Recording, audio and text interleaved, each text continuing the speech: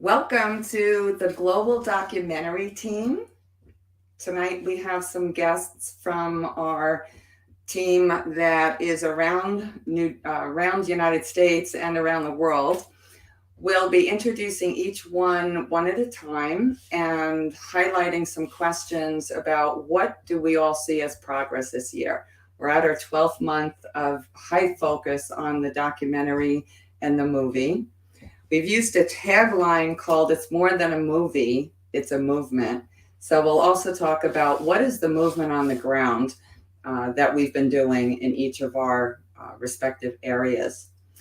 But what I'd like to do is invite anyone that is on here watching to put your name and introduce yourself, tell us where you're from. And we're also asking you to just stop and pause for reflection. We're at our 12th month, wrapping up this year. What is it that you've noticed as progress for this project? What have you noticed as progress for your own self, in your mission, your work, in your own personal growth? What do you feel good about as we wrap up this year? What are your questions about the project? And what might be visions? What do we see might happen next year? What's the impact we're looking for? So as we get into it, please comment in the chat. And I would like to bring our latest team member, our newest team member, on stage. And we have Mija from Chicago. Mija and I met back in November at ISPS USA, and fabulous meeting. You met a number of the team. I did. So you just kind of jumped into the project. You heard documentary, movie, movement, and you jumped right in. So you are one of our newest team members. Would you introduce yourself and give us, brief background, and then literally in these short 2 months, what are you already excited about? What are you seeing as progress? So, introduction. My name is Mija Bradford, and I'm from the Chicagoland area. I had the pleasure of meeting this team at the ISPS conference, and I had a journey of spiritual awakening, and I felt like I was always by myself, or if I shared it too much, somebody may come in with a straitjacket. So when I walked into this conference and hearing you and your team talking about this movie, this documentary, this film, I was extremely intrigued. And we've met a couple of times. I've made some great connections.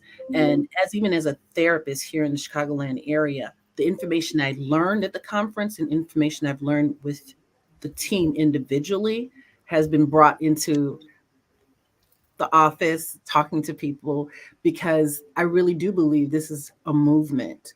And the more we talk about it, the more that people will start having hope that, wait, maybe I'm not the only one having this spiritual emergence. And maybe there is people that in the medical field that I can talk to freely and not be ashamed or scared that they may dose me with all this type of medication. I might not get out of it. But pretty much that's what I've seen so far being connected with you and the rest of the team members. And for me, my background is I've been always in touch with subtle energies. I grew up as a Catholic, studied Christianity, studied Judaism, studied Kabbalah, and but I was always a healer. I always had the ability to help people when they were finding themselves in some type of situation that they couldn't find any help in the medical field for. So people would come see me. Really, at first, it was behind the scenes because I was in the financial industry, and it was like out of word of mouth, like, "Oh, you should come talk to this woman that I know named Mija. She can help you." And the more and more I embraced my gifts, the more that I was able to help more people. So that's my story. And Mija, you have had lived experience, and you also have kind of the African heritage and shamanism that you integrate. Could you just comment on that? Well, I am of Haitian descent, and African shamanism is something that a lot of people don't talk about or they're unaware of it. And I realize a lot of the things that are in all these different religions are all the same. It's about connecting with the God self, the higher self, your true self. But some people have the ability to connect because it's in their lineage, or they just have they're able to relax enough to sense things from the other spirits and from the other realm, so to speak. And with that information, they're able to heal, they're able to guide, and they're able to connect, so to speak, with their ancestors. And that's something that with the African shamanism that has really helped me a lot, is to connect with my ancestors and to get that information and to understand I am not standing by myself. I'm standing on the shoulders of so many ancestors, and to be able to connect with that. For people who have ever read the book Think and Grow Rich by Napoleon Hill, which is a book that if you get your MBA, that's one of the books that people always talk about. One of the things he talks about in chapter, I think it's chapter 12, because I've read the book so much, he says, pull in people who have crossed over. He's like, make a boardroom, so to speak, and call in. What he was basically saying is call in your ancestors or call in other spirits to give you guides. Now, if that is talked about in a financial book and talking about in a self-help book, why can't we do that with everything? And I think connecting to my African ancestors really has helped me. So we are glad that you joined our team and that you're going to bring not just a multicultural perspective, but multi-decades that shows what did you go through as a little girl and how did that wind up in, a lived experience where you were, either misdiagnosed or not treated appropriately from your heritage. You are in the documentary. Yes. And we'll get into that towards the end of the session. So Mija, I'm going to put you in the back room and bring Jen on. So thank you. So I'm bringing Jen on. Many of you know Jen from Not As Crazy As You Think. Let me just get this off here. And Jen you've been to my house a few times. And the big help on that was to actually see team members in person. And together we laid out the sequencing for the docu-series.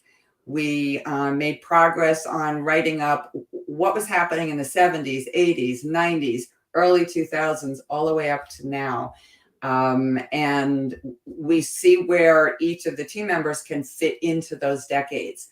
What was happening in the medical field, in the psychiatric field, in the narratives that Bob Whitaker reported on so well. So want to kind of link that together and have you introduce yourself. Well, I'm Jen Gator Siciliano. I'm host of Not As Crazy As You Think podcast. And I feel like this summer was really, really productive. I don't know how many people were aware of how much was accomplished. But in terms of the layout, in terms of the ideas, in terms of the chronology, in terms of what's going on decade per decade, to lay it all out like that, it's great because now we can all insert ourselves, right? And I understand that some people continue to add to that Google document, and it's an organic work in progress. I like to think as the whole thing as an organic work in progress. And, when Jenna and I first were talking about everything and what I can lend to it, we were saying, I certainly can give you any. And it's important because so many people that have been on the podcast since I met Janet have really brought it to the next level because we're all talking about the same thing. It is it's a consistent reinforcement, right? This is what we represent. This is what it's about. And I mean, just to name a few, Ben Castello, Mark McCormack, Janet had her own full length podcast, and just recently I headed over to the University of Delaware at the ISPS conference in October, and we had 6 more people who joined the show, and it's a very strong episode. I'm hoping that it's going to have a transcript / article uh I guess attachment to it on the Mad in America blog. That's in the works right now. We're in discussion on that. And I was, it was kind of approved and I had just sent it over. So we'll see how that goes. The idea is to work as a unit, to bring this team together, to try to, move forward and kind of lend our influence out there so that, people, if they see us kind of in some capacity on social media or whatever in these different areas of influence, if they see us together and we're working as a team, people start really realizing that this is what we're doing. So I think it's at a good stage, and I'm happy to continue to trying to push it forward even further. So to just bridge from that, so a progress piece is, Jen, we laid out a sequence, and to get a docuseries up, you have to start with a sequence. At the end of tonight, we will actually look at the plan to produce episode 1. So your help this summer, as well as everybody else's, really set the stage for us to start piecing well over 100 videos that have been taken this year, which is another part of the progress. And then I'll just also highlight what I've noticed, especially with your work and starting to watch, we've been watching a lot of the LinkedIn and Facebook posts, is that we're starting to show a cohesion of team members showing up together from around the country and around the world. So thank you for that podcast. And if you want to put it in the chat, the link to the podcast, it's well worth watching to see what all the team members are doing. So we is our medicine, right? That's another tagline. We is our medicine. So we're going to bring Sean Blackwell on, and Jen will have you back in a moment. So many of you know Sean, and got to get that. Let me just get this here. And Sean is joining us currently from Canada, but as you may know, from Brazil. I had the pleasure of hosting Sean in my home in November, and it was quite the treat to be able to exchange thought and experience, attend some conferences. So that is progress. Again, to be able to host Sean up here in New Jersey was a great treat. And we also got to record some live in person. So Sean, for anyone who might not know you or your current work, please introduce yourself. And then I'm going to ask you to put your own special twist on what do you see as progress that happened more because you were in New Jersey versus, we sort of talked over the year, but all of a sudden you kind of were awakened to what's going on here in New Jersey. So. Okay, great. Thanks. Yeah, I'm Sean Blackwell. I have a website called bipolarawakenings.com and a YouTube channel that goes back 15 years. It started out as bipolar or waking up, asking the question, am I bipolar or waking up? Because I had my own spiritual breakthrough that got me hospitalized in 1996. All right. So I've been really dedicated to this, for 15 years. And in terms of progress, well, one other thing is that for the last 7 years, I've been really focused on the healing of what most people are medicated for life for, would be something like bipolar disorder, but interpreted as a spiritual emergency and using different somatic therapies that work through the body. It's entirely possible, particularly when people have what we might consider milder disorders, to get some pretty powerful results in a short period of time. And that tends to be the focus of my work these days.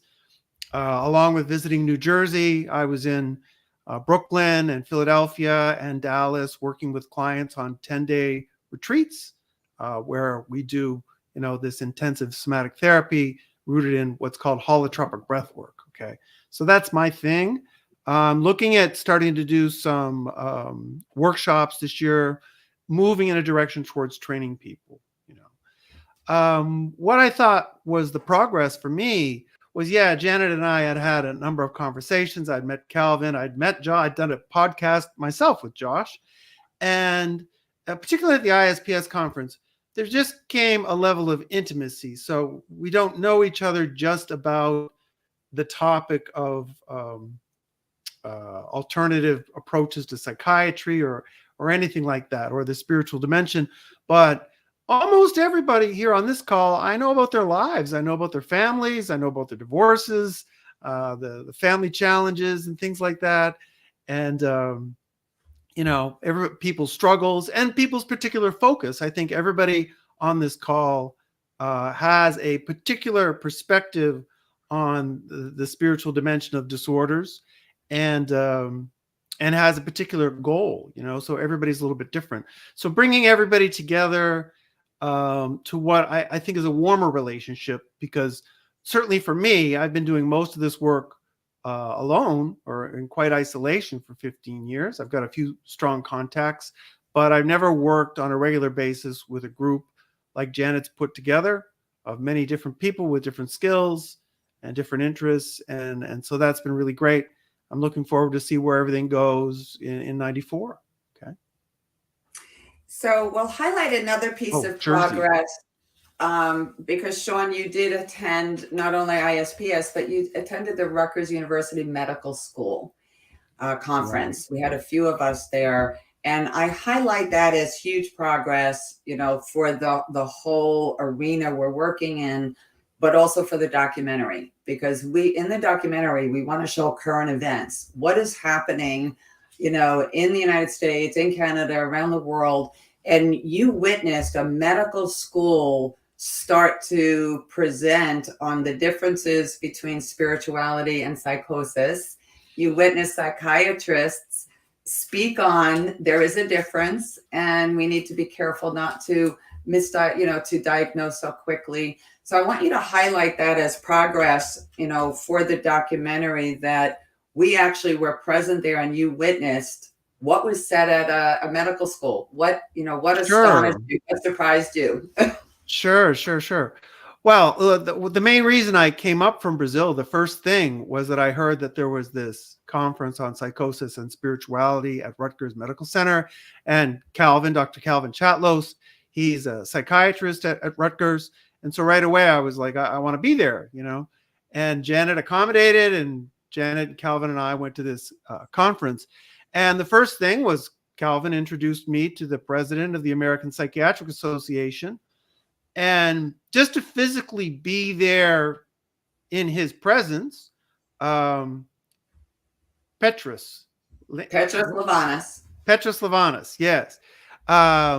It was like, to have that physical contact was symbolically very interesting to me, and he was the chair of that conference. So to have the president of the APA chairing an event that, was almost unheard of prior. And for example, in 2013, when I went and did an alternatives conference called the Crazy Wise Conference in Rotterdam, 2014, I was the only one speaking about spirituality at this alternatives conference. It was considered almost a taboo subject. A lot of people didn't want to touch it. They were afraid of it. And now the president of the APA is chairing a conference on that subject. I think that's remarkable progress. And then the presentations that were given, I thought were quite good. When they did differentiate between spiritual awakening and psychosis, I thought they did a good job. A little bit of what was missing was that gray area that they did talk about, which is in between. And I introduced myself to the presenters, and I told them, I said, I work that blurred line between psychosis and spiritual awakening. And I think that that's really where the future is for more psychiatrists to go, well, hang on, this could break either way. This person could be medicated for life, or we could get them on a healing path. To me, that's the future. So progress is that a medical school is announcing, promoting showing the research that many of us are doing in our own areas, and we are going to feature that in our documentary. We have an intention to invite Dr. Petros Lavanis, president of American Psychiatric Association and chairperson of the medical school. We have an intention to invite him into the documentary and speak about, what is he looking for in terms of transformation work in the psychiatric world. So, really hoping that he's going to join us in the documentary. So, stay tuned for 2024 to see how we can get that. But any guests can see some of the summaries. We put a summary up on Facebook and LinkedIn about that conference. And then we hosted a roundtable. So maybe before you go, you can just comment that we did a roundtable as another step of progress to make movement happen in New Jersey. You participated in that. Yeah, organized by Janet and Calvin. We had a roundtable discussion with a number of religious leaders, social leaders, and president of a nearby university, Dale Caldwell. All participated in this roundtable conference, talking about how we can take sort of this perspective, this newfound perspective on spirituality and how it's related to what's being interpreted as disorders into the mainstream, into different topics. Like, for example, this 988 number you were talking about, where instead of calling 911, if someone has a situation of mental distress, they call 988, and getting some training done in that area related to the spiritual dimension of what could be going on.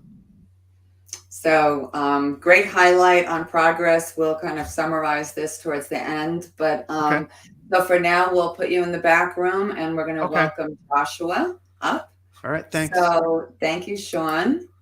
And we'll have Joshua. Welcome, Joshua from San Diego. It's a gorgeous day in San Diego. Oh, it's a gorgeous day to be online. What's up, everybody watching? Thanks for doing this, Janet. This is great.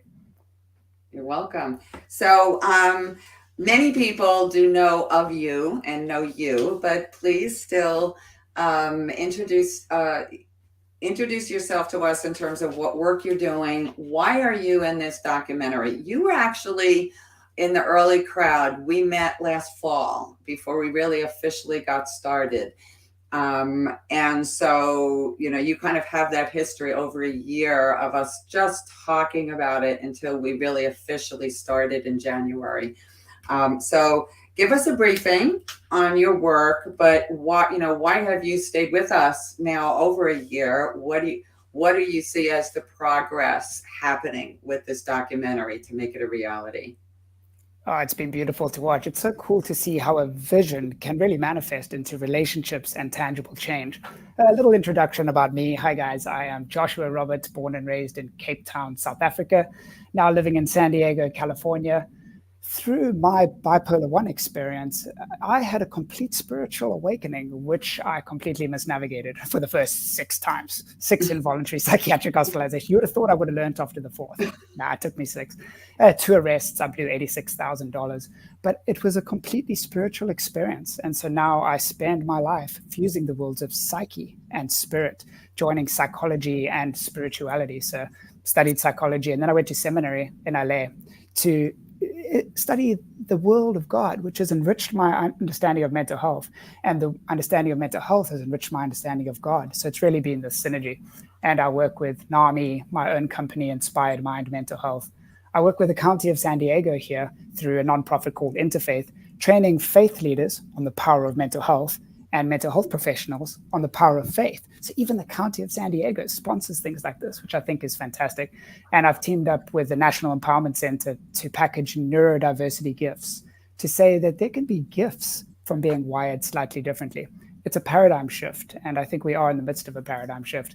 And so the progress that I've seen with the documentary and just people coming together has been incredible. The social cohesion, it's kind of like Sean was talking about there. What started as a vision now has this live stream, first off. And some of these streams that we've been on, or maybe not the public ones, but the private ones, are some of the most multinational teams that I've ever seen. Like people from Africa and India and like all over the globe. And that just kind of shows the level of interest in these topics. This is the world of the mind, guys. It's like, who's got a mind out there? Everyone. So the possibilities of the mind, I think, are just a human kind of interest. We got filmmakers interested, artists, psychologists, psychiatrists, lawyers. You know, I think it's really the coming together for this, maybe the next human rights movement. So another thing is just the opportunities that coming together does provide, like Jen was talking about the podcast and that being spread high up. That's because of these networks that we're building. At that conference, she mentioned, one of the keynote speakers said, you can let your network work for you. Let your net work for you. And I think we're tapping into that synergy. And like Sean met Petros, the president of the APA. It's like all of these little synchronicities are happening. And so I think we're bringing together this mutual vision at conferences and through media that's really showing that, oh, we're onto something, and something big. So I'm going to tap into a few things that you said. We literally in January started off with 2 official team members. We are now over 42 from around the globe, and it's growing. It could even be double that. I'm trying to keep the roster together, but we are well over 42, and they do cover not just across the United States and Canada, but around the globe. I did not, I hoped, I don't know if I really even fully envisioned that, but it just happened. So there's something very organic, very spiritually driven. So that's a piece of progress. We have grown as a team, and as you said, from all walks of life. And that's what's going to take to put this documentary together, because we do want to cover all those issues: psychiatric rights from a legal perspective, the medical perspective, psychiatrists speaking on what's the history, what were you taught in the 70s and 80s, and how did that change, and where are you now? Lived experience from a variety of scenarios. And yes, Joshua, your experience, taking a long journey through 6-7 events and finally getting it, but welcome. Thank you. Here's a question or comment. You are doing training with faith leaders out in San Diego. And we talked early on with the intention to try to get something going in New Jersey. Now, we are bringing faith leaders together from various cultures and religions to be integrated into the 988. Tell me what you think about that. What does that say to you? That's just starting. We have full intention to integrate spiritual competency in 988 screening, intent to not have everybody funneled off to a hospital, but maybe go to a peer respite, have different. So tell us what you think about that progress, where we are right now. I think it's huge, and I think it's a sign of something pretty large, how the chasm diverged through the Enlightenment between science and faith. And I think that hasn't really worked out for us, and I see us starting to come back together, that faith is being seen for the value that it has within the world of the mind, within community. And yeah, at one of these county meetings the other day, they were saying that if a person requests a faith-based approach, by law, they have to provide a faith-based approach or connections, or at least in San Diego, like if someone wants that kind of approach. So I think that is going to become more widespread. That contract that teaches faith leaders and mental health professionals has been renewed and is expanding, which just goes to show that this is really working. We literally knocked the numbers out the park. People are so interested in this kind of thing. And to have that differentiation that Sean was talking about, because these things can go dark pretty quick and they can go down these different trajectories. If we can come alongside people as a community, which we should, and incorporate these two fields that were once separated, I think that's the future. So I'm thinking in the next 5 years, mental health is going to look very different. Let's get into that towards the end too, about the vision. But if you could send me anything about what you said in terms of it's almost the law out in San Diego to integrate faith leaders, because I don't know of that here, and that's what we're looking to influence. And this is part of, it's more than a movie, it's a movement. We started off this year looking to promote and develop a feature movie, Calling God to the Witness Stand. Then it moved into, well, we better get the documentary going first. And then the documentary turned into a docuseries to include all the issues and all the people. And then it turned into a movement. And part of the movement on the ground is to make a difference. We're focusing in New Jersey, but we want to focus around the country and around the world. What's happening local, and how can we impact legislation and inclusion of all those issues? So please send that to me if you have something that we can bridge from West Coast to East Coast. So yeah, thank you for being here. We'll have you back in a little bit, Joshua, and we're going to bring Hillary on. So let's see. So welcome, Hillary from Canada. Hillary, you might remember better than I when we first met, but I look at what we've done together is maintained a very business focus. We both have consulting backgrounds. This kind of project, documentary, movie, movement needs a business focus, a project that has measurable outcomes and just attention to that, right? So you've been a great partner behind the scenes to keep that going. And you probably have one of the best perspectives on there is a business plan to this, even though it doesn't always look like it. So if you would introduce yourself and maybe comment on how you see the progress, how you see the business disciplines to make this happen. Well, it's an honor to be here, and it has been a blast over the last year working with Janet, both in front of the camera, behind the scenes, because we talked a bit about, everybody's mentioned certain signposts of change. Last week, The Economist put out an article, and it was on the medicalization of mental health. Now, when you start to see that kind of publication talking about what we've been talking about in our sessions, you know that there's a business dynamic, economic dynamic, as much as there is also social and health. So what's been fascinating for me as a business strategist is to watch the emergence, which is a whole different strategy of how organizations, but also projects evolve. And there used to be the time where you'd sit and plan everything, and you'd document what everything needed to be done and what the milestones were and who's going to do what and all of that. And then a wind would blow in. And all the papers that had all that would be tossed up in the air, and you had to start again. Well, emergent strategy is what you did this year in terms of it was starting off with the feature film.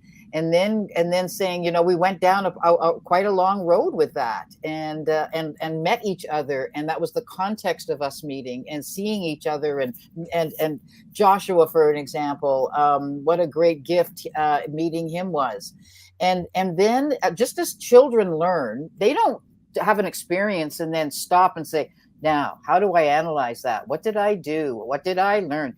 They just intuitively then lead to the next experience, which is building on it, and the next experience, which is building on that. That's what you did.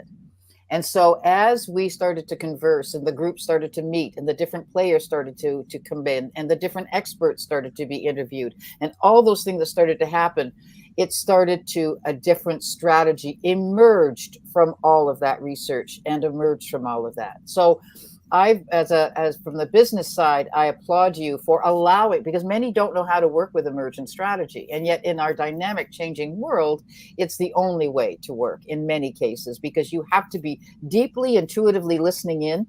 You also have to use your three brain system, your head, your heart, and your gut in order to, the gut is a phenomenal part of the brain system in order to figure out what is next and intuitively understand how to mobilize that. So it really is a real thing. And from my vantage point on the team, I have loved being in conversations and listening in around what is the reality of how this dynamic of what we call mental health, and especially in looking at the nature of spiritual emergency, a different lens being put on it. And what it allowed me to do was in my own work. I'm quite a radical systems transformer, and I love working at the edge of new things. And so what I've been doing over this last year is to undertake research under the banner of Taste of Wonderland, which is a process based on Alice in Wonderland,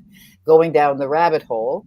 And in August 12th of this year, we ran 3 Tastes of Wonderland simultaneously, one in Amsterdam, one in Toronto, and Josh ran one in San Diego as part of another event he was doing. All this is giving us warm data and social research on where the breakdowns and the pain points are. But what's critical is it's also giving us new solutions, new dynamic co-created solutions that are going to show us radically different approaches, like what Sean is describing. And there are such a need to be able to offer a range of integrated and beautiful different approaches to how do individuals de-traumatize the experiences that they've had, but also open up and break open their own potential. So, because my own experience with my son is that a lot of his issues have been based on not seeing a place for himself in the world. And then because he didn't find a place in the world or couldn't see a place for his gifts in the world, he had reactions to that. Those reactions then got medicalized. Then they got medicated. And then he got institutionalized because he couldn't figure out where he fit in the world.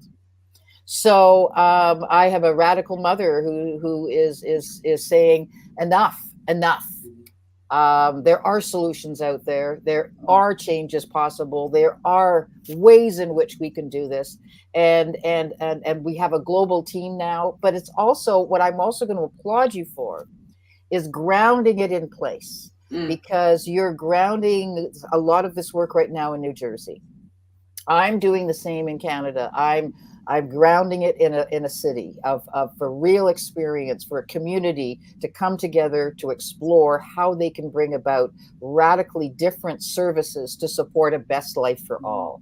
And it's, again, but doing it in a grounded way, but informed by an amazing global team, and informed and inspired by an amazing global team. So it's all weaves in together, and part of what we were looking at originally for where A Taste of Wonderland fit into the original film was it was going to start showcasing what is possible in the future. And so it all fits. It just all fits. And you're starting to see the puzzle. You're seeing the puzzle pieces are coming together, and we have to understand where the current reality is in order, and where things are emerging, and where the cracks are, but where the new growth is possible. And then for me, I take that and I leapfrog. So I leapfrog over the barriers, and I go into a place of how do we create this now? And so creating a new dynamic now, from which can come back, seeds can come back into the current system afterwards. I want to highlight a few pieces what you said, because the grounding this whole project, the documentary, the docuseries, the movie, into the movement in New Jersey, that really just got solidified this fall. Focusing very much on recordings. Let's get this docuseries out. Let's, promote it and get it going. But it really made sense that said, we need to do movement. We need to make a difference in the system. And the progress in New Jersey will be very visible next year. But right now we are having conversations with faith leaders and 988. We are going to a university in New Jersey and establishing a business base sponsored by the president, so that there's, that base established.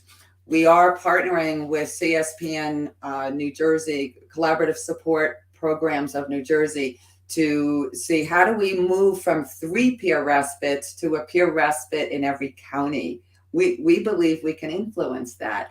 How do we partner with the different organizations and actually get a standard of care for mental health into the state government legislation? That's where we're touching it. Will we put that in the documentary? Absolutely. But we want to make the difference and then report on it. 1, in the news, too in the documentary. So I'm so glad you're picking up on that and establishing, I guess, in Ontario.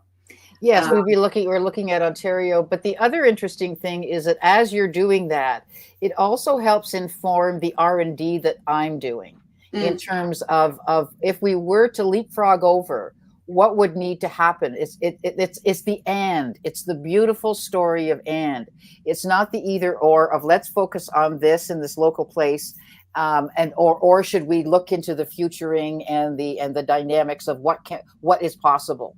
This initiative includes all of that and everything in between, but in an integrated and very cohesive kind of, because we're weaving, and the number of people who before me have talked about, we are a very different group of people in terms of we all have quite different specialties. We have quite different perspectives, but it's a woven tapestry now that is starting to form in its own, in an energetic tapestry. And one of the things tapestry reminds me of is the Renaissance.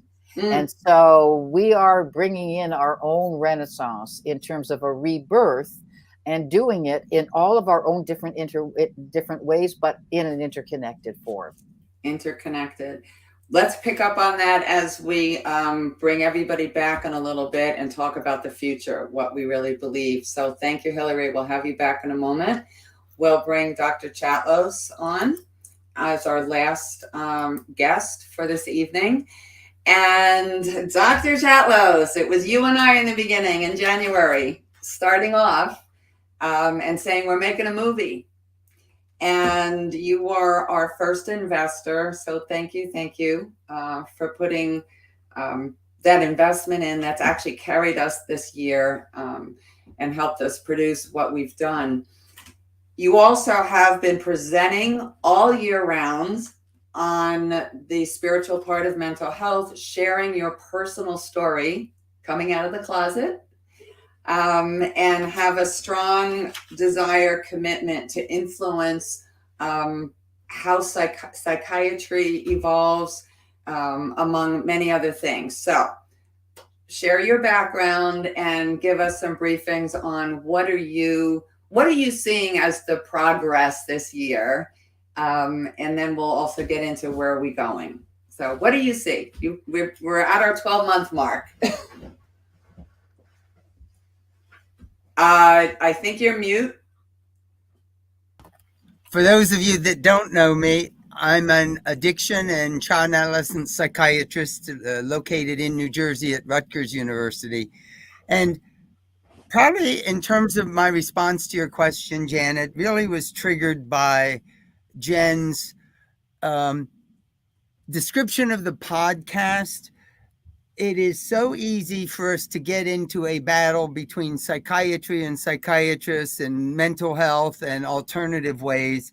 And I realized that this year and a half has really allowed me to see from personal experiences what your struggles are, what the spiritual struggle is, how it really does verge on what we're doing in psychiatry. And I actually felt good tonight, Janet, because my role is to be a connection with the psychiatric field, that, like it or not, much of mental health gets driven by that group. We cannot fight them, but I think we can find the openings that you've already mentioned with Dr. Lavonas, with the American Psychiatric Association, because I'm seeing things and hearing things, especially at these conferences, that just challenge years of training. I hear things that I can't explain from my perspective. The other thing I have to share is that the work I do clinically and in trying to work on this project comes from shared experience with having had personal spiritual experiences that really transformed my life, having connections with the mental health system through my family, through my own journeys with mental health and mental disorders. So it does my heart good to see the passion, to see the energy, and to see the emerging ideas. As Hillary says, we have solutions. We may not have the final solutions, but we've got many things that we're seeing work that are not being promoted in the typical mental health field, behavioral health field. So what have we done this year? We have gathered a team. We have made a decision, and New Jersey is already starting to feel the impact. It's a small enough state. It's got some very good qualities. It's got lots of skilled people. And it's a very diverse state in terms of ethnic, religious backgrounds. And I can't tell you, in the last year, I have probably had 10 times more personal conversations about, have you ever had a spiritual experience, and actually get excitement. I get response, I get excitement. And I've become more aware of immediately there's a connection. It doesn't take a whole lot for me to know that there's something that we can connect on that is very important to both. Did you keep quiet about your experience and or what you believed, to be some spiritual experiences? How long did you keep quiet to put this year into perspective? My first experience that happened that had to be kept quiet about probably happened in 1978 and around 1980. So it's been 40 years. Yes. And I'm going to tag team on that with you, Dr. Chatlos, because you did a case study of my experience and proclaimed me not bipolar, which is great. I want to get exonerated. Everybody should know that she's not bipolar, and so this is a definitely good effort. And I'm going to just put it out here, and we want to get into it at another time. There are a number of us that were misdiagnosed, and we clearly believe, no, we aren't. And not to answer this yet, because I want to make another point of how do we get our records cleared? How do we get exonerated publicly, and even some ways to our families, because many of us, our families are still labeling us and mistrusting and cautious because we had that label. So I'm not asking you to answer that yet, but we do want to address that. I'm going to announce that, today is my 44-year anniversary. Yes, I was sitting on a couch 44 years ago. And where was that couch, Dr. Chatlos? You know where that couch was. Where was I 44 years ago? I think that was in a psychiatric unit. At Rutgers University. Doors were locked. I was 25 in college, and I did have a beautiful spiritual experience that quickly became diagnosed as manic depressive at that point. And so I'm 2 days away from being released. I wanted to get out for Christmas, and I did. How did I get out? I complied, and I acted like a patient and just was quiet, and they let me out. So we're celebrating my anniversary 44 years later. And I too kept it quiet, Calvin, because of the stigma. Being out in business, you're in as a psychiatrist, and that would make us very vulnerable if we spoke about it over the years. But now we are, and there are more and more and more people who have had these experiences. And we're going to talk about it. We're going to bring it out in the documentary, but also our intention is to get on the news. One last progress piece, if you would comment. You were part of the small group that went up to Centenary University. What is the progress? What is the value of establishing a business base, a partnership base at a university?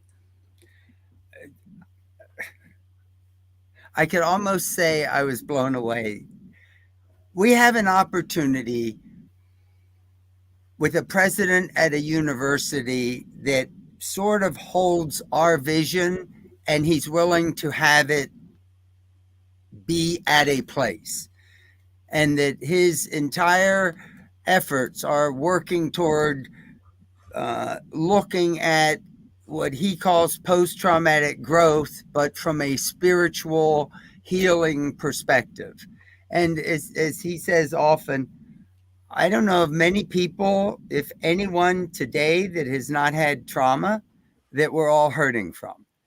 And we're trying to find ways to do it. And we have methods, and having a location, a respectable location with a lot of just incredible resources. I mean, it really is an amazing, I think it'll be like a think tank and a pot for us to bring people together, to bring ideas together and just sort of boil until it comes up. Yes. So I'm glad that you were there and saw that. It's a small university support. We will be recording at that university for the documentary, and we'll also be doing ground level impact at the counseling center in academia, including equine therapy, because they have 90 horses there and have never used non-riding equine therapy, and also bringing campus ministry. So we're really going to bring the whole system, including outside the university, into the movement on the ground. So that's progress. We end the year, but we're only getting started for next year. So I'm going to bring everyone back and have our conversation amongst the teammates here. If we do have some guests in the background, this would be great to have some questions and invitation for a conversation with our speakers. But to kick it off, why don't we have some of the speakers comment, and maybe Mija, if you want to comment, because this is like you just got a whole head full of thought and content that maybe you are not fully familiar with. What's your take on what you just heard from teammates that have been with us for a year or more? This is long overdue, and I'm so excited to be part of something like this. As you guys shared your stories, I wish something like this was here around 1991. Like, that's when I had my beautiful spiritual awakening process in high school. I think hearing, especially from people from different backgrounds, on how they're able to help, it's really exciting to see that this is coming not just from one aspect, but it's coming from different aspects. We have mothers here, a mother here who's talking about their child. We have someone who's talking about their personal experience. We have someone from the medical field. This is a great unit of people trying to make a movement. So I'm really excited about what I'm participating in, and to see what we're going to go through together as we make this come together. Excellent. Now this is a good orientation, right? Because now you caught up on what's happening. I'm going to ask the team to comment on this. You said you wish you had this in 1991. You were in high school and you had spiritual experiences, and without going too much in detail, it probably wasn't fully understood. We know teenagers, we have a very clear intent to include the challenges teenagers and the young 20-somethings are going through. Let's hear some comments on, one, we want to engage the younger generation into the documentary, but what are some of your thoughts, concerns on caring for the younger generation? I know, Dr. Chatlos, you care for adolescent groups. Who would like to weigh in on where we need to care for, include the younger generation, because they're going through? Yes, Hillary. Well, having spent the last 6 weeks with my 5-year-old and 8-year-old grandchildren, and I know Josh has a very strong connection to young children as well, I have to say that I'm also very, very motivated to work in the prevention area. And what that means is allowing kids who have a very different DNA, they're very different DNA now, and they are activating that DNA in fascinating ways, which could very easily lead them into a mental health system. And I think that we have an opportunity right now to be able to speak out around what are the different support systems needed for children who do express at these young ages their genius. And for many have been I know my own son shut down in his learning experience, which in turn created other dynamics. But how do we support, even if we may not be able to change school systems right now, but what can we do as parents, grandparents, in community to be able to provide the safe space for these kids to express who they truly are, and to show us what are the types of environments, tools, and other experiences they need to have, so that we actually can take that and start to then escalate that into into older generations, in versions that actually make sense. Because I believe these kids are holding enormous knowledge and wisdom in terms of how we need to approach this in different ways. Excellent. Let's build on that. Other comments and passion about attending to the younger generations and trying to help prevent them from going, into the trap of a mental health system where they're not understood. I have full intention to get them into the documentary. Sean and Mija. I think you're still mute, Sean. Yeah, all of you can get yourself off of mute. Yeah. Yeah, it seems to me, in talking to people with bipolar disorder, or diagnosed that way anyways, that I'm talking to a lot of people who seem to have a lot more emotional empathy than an older generation.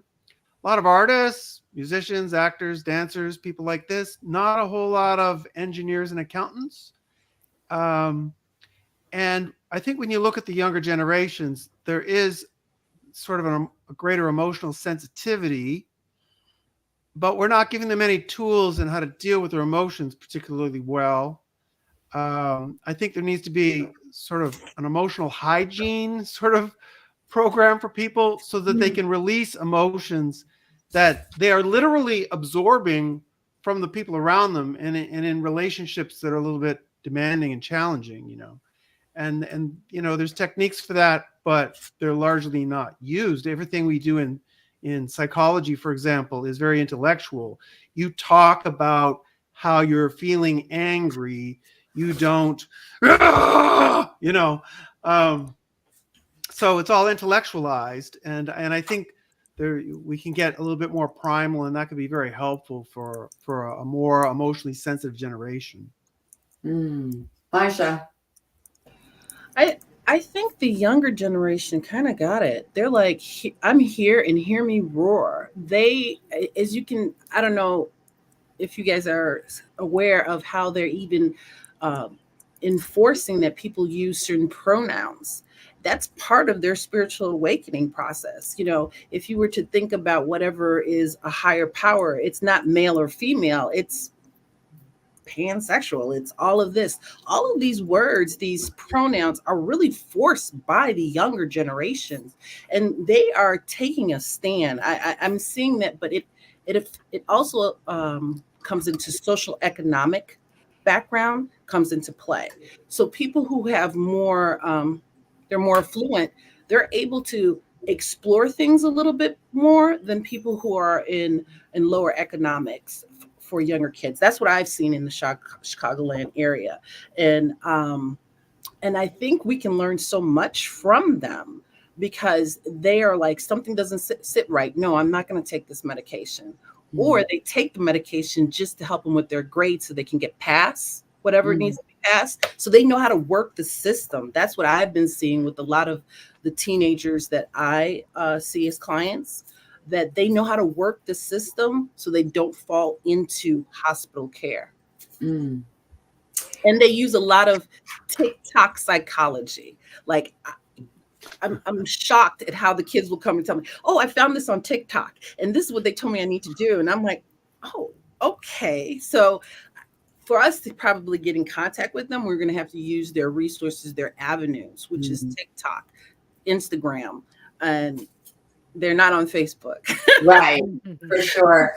To operationalize a tactic we're working with, tomorrow we will have one of our 25-year-olds team members on, and we are looking to collect a group of 20-somethings to get that group together and talk, and pretty much all of them have lived experience of how can they help those that come after them, the teenagers. How can that group start to help? Because they kind of just went through that passage and got caught.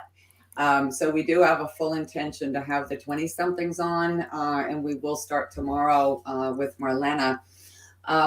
Any other comments on the younger generation to attend to, and specifically around the documentary? And then we're starting to turn into the last half hour. I'm going to focus on where do we go from here. So any other comments on the younger? Yes, Dr. Chatlos.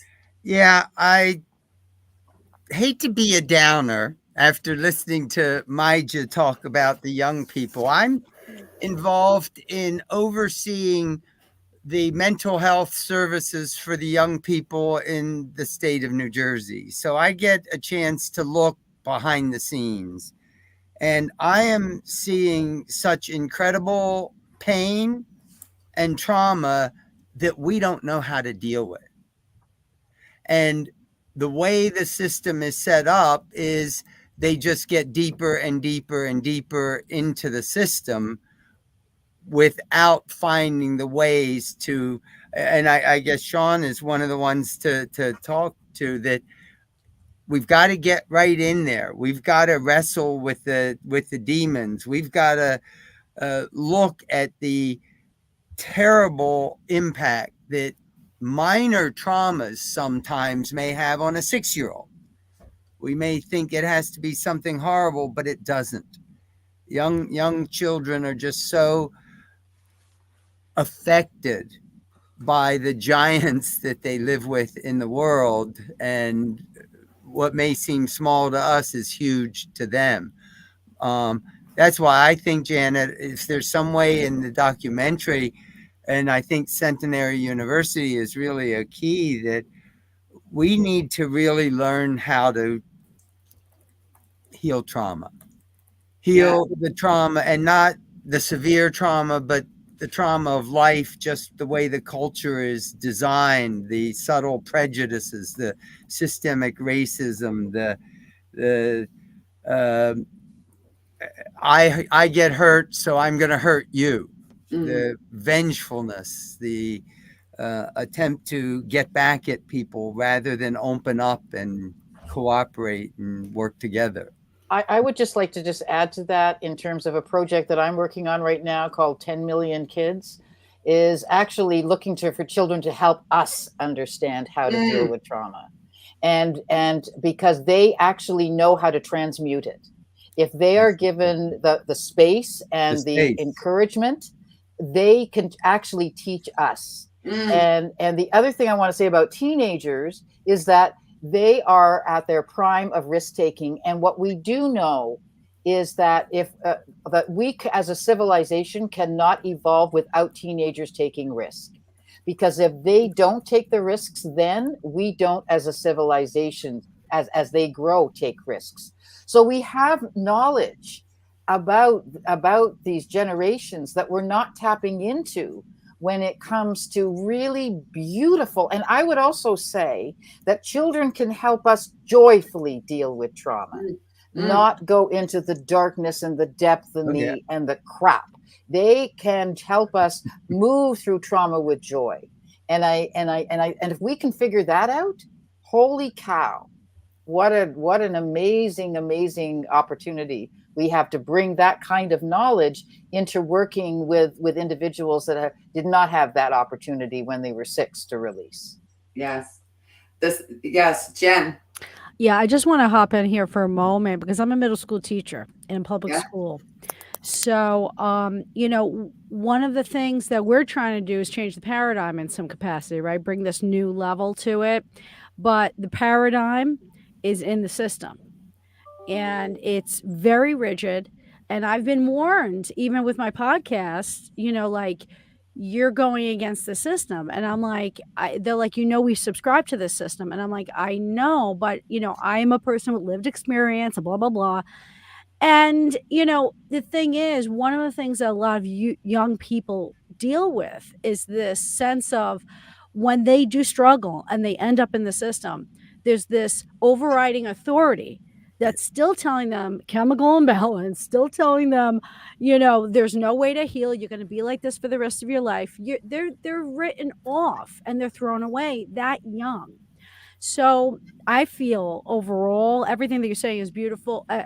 Everyone's input is important here because I see like this newness, but I also know what's going on is so outdated and they're still holding on to it because that's how education works. It really moves slow. They're not fast to take on new things.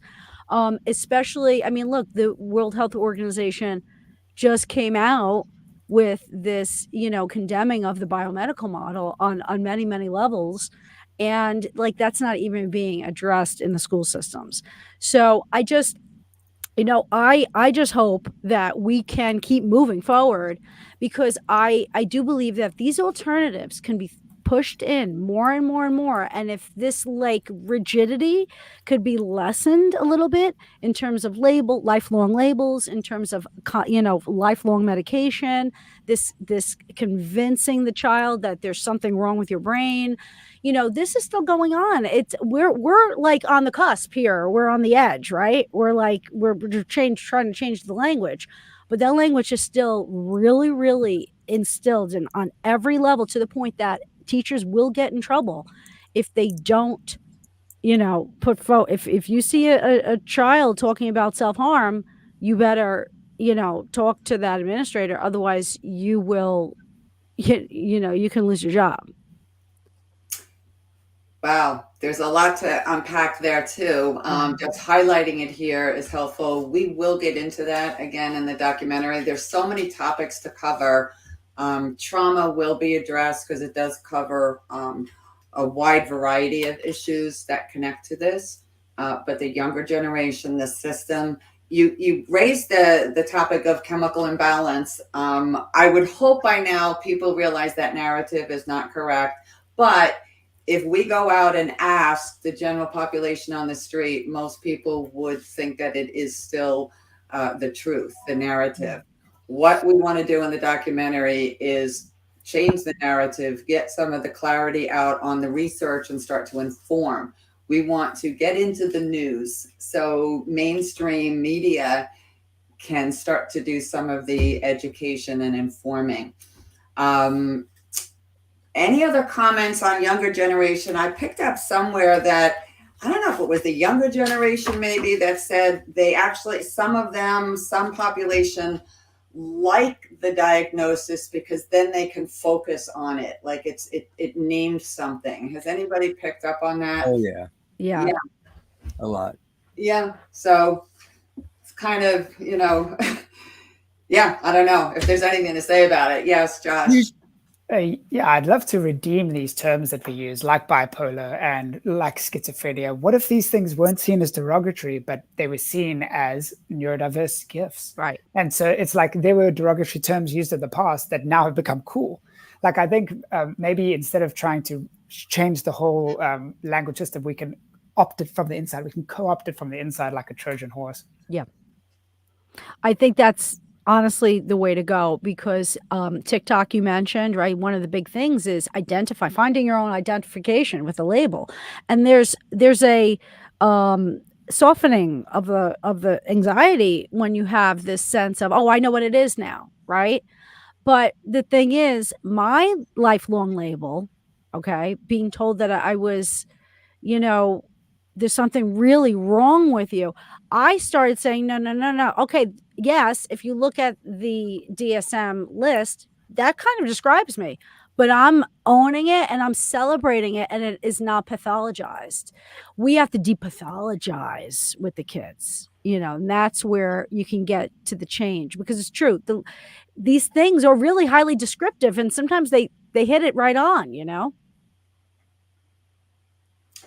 Well, the paradigm shift that we've been talking about through the Wonderland process is all about taking those very same symptoms or indicators or whatever and saying, rather than pathologizing, they're evolutionary markers. And they are indicating the nature of the evolution that we're in right now, and that these are not derogatory experiences or processes or their abilities.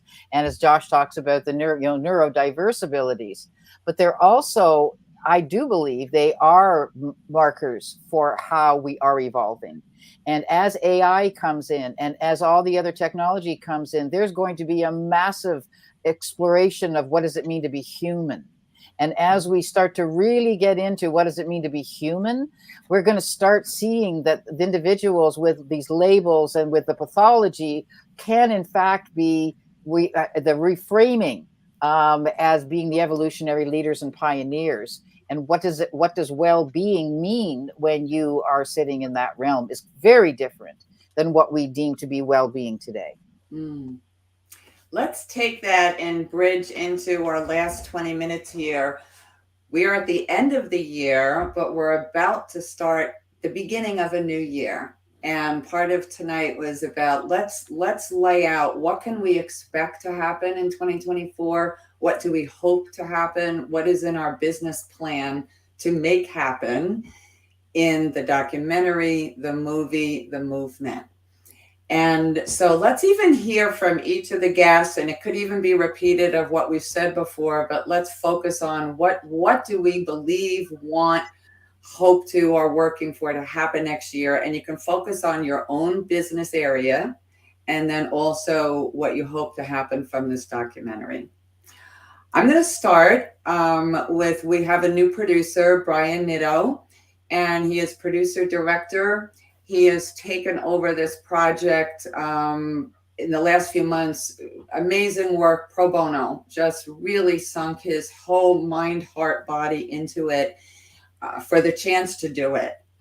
We will put him on a retainer next year. We will be working with investors, philanthropists. We are doing that now. We will put out a document in January of helping us find some investors and philanthropists. But Brian Nitto is in New Jersey, experienced with television and film. He will position us to present this to Netflix.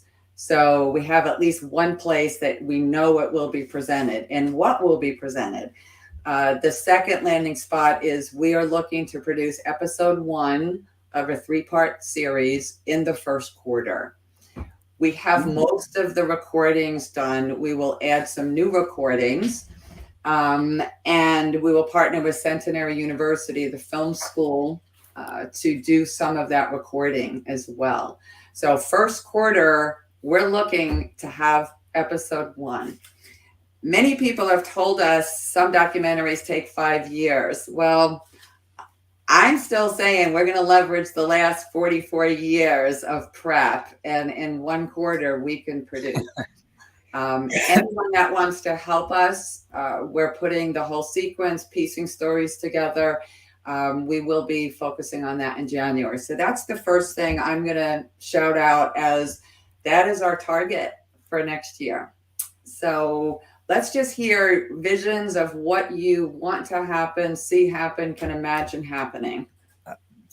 We're going to have a almost front page story next year. I don't know what it will be about. It will definitely have some connection with spirituality, but I think we're getting the team, we're getting the ideas, we're getting some solutions to a point where it needs to break way out in the public and have people say, oh, what is this? Let's take another look. I'm big on getting this out in the news, and I absolutely believe there's no reason why we will not be picked up first on local news and then across the country and then around the world. Others pick up on that. Joshua. Yeah, when I was in seminary before a lot of this happened, the president of the seminary, who's well respected in science, said that we're going to see a paradigm shift in our lifetime on the magnitude of Galileo's. And it's going to happen in the realm of consciousness, mental health. I think we could be the canaries in the coal mine, like Hillary says, that ushers in this new way of understanding the mind. And so we're talking about big ships changing the big system. They take a while to steer. I think we should do that, but it's going to take a while. I think with grassroots mental health organizations that start in your neighborhood, through the peer support movement, through media, through the creation of media, I think that's the way to start to change the paradigm now. And so I just took a course on Maya animation, which is what Disney uses to animate stuff. Like, we can really get these ideas out there in some powerful ways. So what we envision at Inspire Mind Mental Health is bringing neurodiversity gifts into the mental health clubhouses, into peer support specialist trainings, colleges, churches, and really changing the paradigm in that sort of way. And the peer support movement is where people with this lived experience can build medical insurance for coming alongside other people. And so we can create mental health church organizations, ministries where they're getting paid, they're self-sustained financially. And so Neurodiversity Gifts is already released as a paid training. And the next seed project that we've started is called Aslan's Way, which is a Jesus-lit mystical mental health path, where we really fuse mystical wisdom that is ancient with cutting-edge psychology. So I think we could bring something like that into our local communities through a version of soteria houses, where people can find true meaning and purpose and community, and we can start to move towards a more ecosystemic model rather than this individualistic capitalist model. So that's what I envision for the future. Let's bring it. Yes, I'm going to jump on the peer support because that we really do want to make an impact on that in New Jersey to get a peer respite in each county. But I'm going to connect it to another conference where I was hearing how the work shortage for mental health workers is not keeping pace with the need. And so now the people are saying, what are we going to do? We're in trouble. And I'm sitting in the back saying, let's get peer support out there. Let's start employing them. They're there. It wasn't even brought into the conversation. So I want to bridge that. If there's concern over workforce for mental health workers, and we have peer support, which works even better in certain situations, I want to see that come alive and employ a whole lot of people with lived experience. And wow, what a great impact for younger people as well to help that. What else? What else do you want to see, hope to see, imagine? Well, I want to pull up on what you were just saying, Janet, and because what I want to see next year is, and I think as we start to bring these new centers, spaces, facilities, I hate to use the word, we have to find a new word for them, but into community, where I want to see at least one Story Living Studio, which is a place where you can bring where we have so many different realms of support for individuals to discover their genius. And we say genie and us as in brackets. So because it's the genie of all of us. And we work very much with the fact that genius is really what we're trying to unlock. So what I would love to just sort of to finish this off is the fact that I don't think we want to talk about peer support, because I think that's old school. I think we want to talk about this new amazing series of professionals who are going to design new professions, who are going to design new careers, who are going to design new ways of operating.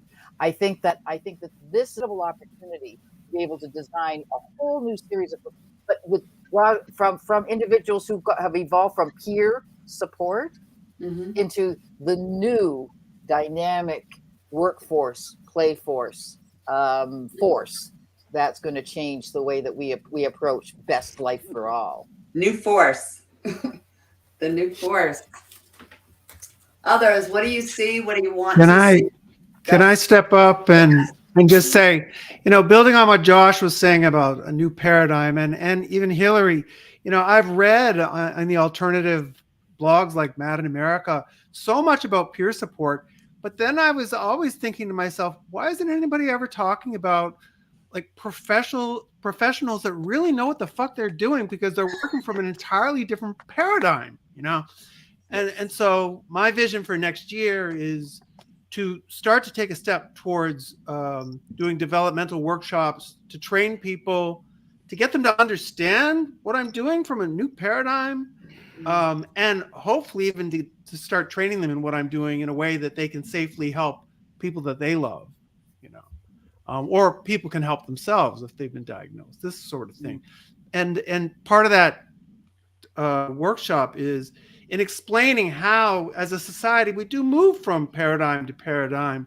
And it's not necessarily that the old psychiatric paradigm is just wrong, garbage, it's a big mistake. No, there's a reason that it was there. There's a reason why it developed, and it still has gifts to give, our society, but that there is an evolution taking place, and an evolution of consciousness, So that's my goal for next year, and I'm hoping to create some sense of community around that, which I've never been particularly good at until now, full disclosure. Whoa. You guys are my first community.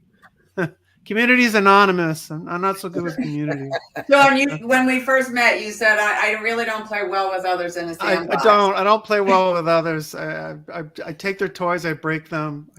And you've learned that this collaborative team stuff is not so bad. You learned that in New Jersey. Provided there's alcohol, it can work. Yeah. We're going to edit you. I'm going to add another topic. For people with no sense of humor out there, that was a joke. Yeah. Remember jokes? Jokes were something we did in the 90s. Part of the old paradigm. 2024, I envision a very close, solid collaborative with a law firm in New Jersey. I want a law firm to adopt us, one who has resources and passion about mental health law, psych rights, accountability, to adhere to the psychiatric rights that are there on the books to help us influence. I've been wishing that for many years. So I'm just going to put that out there, that is established. We have a law firm, if not more, lining up to be our partner and help us write the script for the movie and influence the documentary. So that's very tangible. Looking for that. Mija. For 2024, what I envision is to partner with more psychiatric people, from therapists, psychologists, and also ketamine centers that we have in the Chicagoland area. What is happening is, after they have their ketamine experience, or if someone went to Costa Rica, they don't have to have ayahuasca experience. They don't have anyone that can walk them through that 3-month transition. So that's what I have been trying to partner with. So I've been reaching out to a lot of different practices about that, and also letting them know what I do, and from both a spiritual perspective and from a clinical perspective. If they have clients who have been depressed for a long time, or they are being diagnosed with bipolar or even possibly DID, to help them find a way to integrate so they can live on a day-to-day basis. This doesn't have to be a diagnosis that shuts you down and you can't function. This is actually a calling, and let's see what we can do about it. So that's what I'm envisioning for 2024, and kind of just partnering with more people about that. Excellent. And I envision you flying into New Jersey to record you live and in person. So we'll look for that. Janet, yeah. doesn't Centenary University have a PhD program? We'll have to hook Mija up and see how we can get her over here into Centenary. Yes, I would love to hear more about that. Thank you. I'm going to repeat the things we said earlier. I am very, very clear, boots on the ground, keep working on influencing the 988 rollout. It will be in its second year next year. I want to have it headlined in New Jersey, that we have clergy, somehow connected and clergy trained. I want to really build on Joshua, what you're doing out in San Diego, and have more training and more awareness, prepare religious leaders. I want to see spiritual competency as part of the training. We're getting away with saying we do cultural competency, but I'm just not so sure how much of that is done, but definitely the spiritual competency. And I have a vision that one state hospital in New Jersey can start modeling the integration of holistic and spiritual tools in a similar way that some rehab organizations have, or they're just around, it's available. When I was in the hospital, I taught Tai Chi to my co-patients. Not hard, not expensive. There is a way to integrate on one hospital floor in the state of New Jersey. Any other visions? Visions, hopes, dreams for your own business, your own work, or for the documentary? We good to go? Jen, I vision that you do a podcast with Petrus Lavanas, the president of the American Psychiatric Association. Oh boy. That's a great idea. Dr. Chatlos, you have to train me for that one. No. You The way you handled the podcast with me, seriously, we could get him to pay attention to something like that. Yeah. Well, I would definitely give him respect. Hopefully the fact that he's out there as a voice amongst other alternative seekers, it shows that there's hope for the APA right now. The person in charge is willing to keep his ears open. So I think that's great. You're an amazing interviewer. You Yes. are an amazing interviewer, and Yes. you also You do are. your homework. And when you Fantastic, come into an interview, you have done your homework. You have done your research. You're coming in fully loaded with not assumptions or perspectives or judgments. You're coming in to seek to understand. And I appreciate that. Thank you. And I think that's what all you need for that interview. Yeah. You're our Baba Walla. Practically, Dr. Chatlos, between you and I, we will put Jen's podcast in the vicinity of Petrus and his executive assistant. So yeah, that just popped in my head. Why not? We can make that happen, and then maybe get on the news together. Yeah. We transform Lovely. and support. We do like to close on time. We have just 2 or 3 more minutes. Is there any closing statement, anything that anyone would like to say from being a part of this year-end business team? And maybe we'll even get you could say one word, a phrase. What was it like to be here, ending the year together? Josh, I'm going to have you go first. Then I'm going to use 2 R's that were said back in the chat, and that's renaissance and rebirth. Come on, 2024. Bring on the renaissance and the rebirth. So thanks for fostering that, Janet, and all of you guys. Excellent. Hillary, what would you like to say of being part of this? We did a year-end together. Cherishment. Feeling really cherished.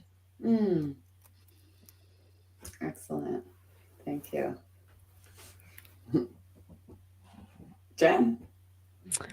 I would just I was a little distracted by my cat jumping all over the place. So are we doing a one-word thing? No, it's up to you. Just how do you feel about being here, year end?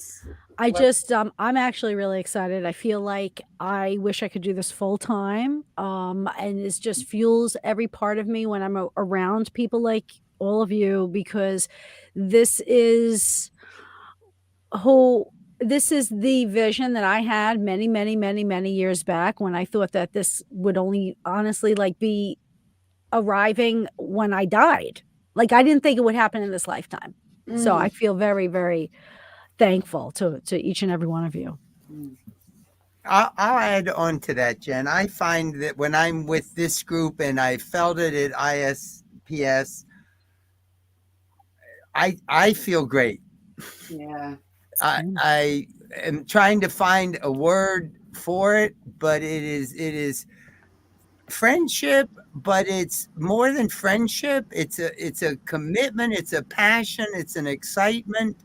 I look forward to it. I am just grateful. There's my word. Yes, Grateful to grateful. each one of you and the part you've put into this.